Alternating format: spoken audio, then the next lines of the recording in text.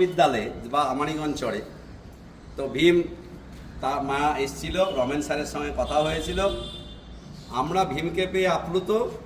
আমানিগঞ্জ চড়ের ছেলে প্রতিদিন স্কুলে আসে, স্যাররা বলে পড়ায় খুব ভালো, এবং ওর মা যে দুশ্চিন্তা ছিল, আমার সঙ্গে যেটুকু কালকে ফোনে কথা হয়েছে, ওর মায়েরা সেই দুশ্চিন্তা কেটেছে। সব মিলিয়ে আমরা ভীমের জন্মদিন পালন করার সুযোগ পেয়েছি। স্যাররা, ম্যাডামরা, শিক্ষাকর্মী যারা আছেন তারা এবং আমরা সবাই তোমাকে আশীর্বাদ করার সুযোগ পেয়েছি।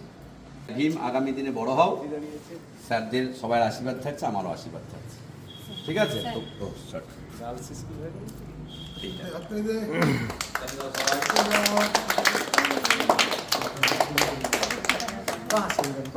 ছবি তুলে নিলা তো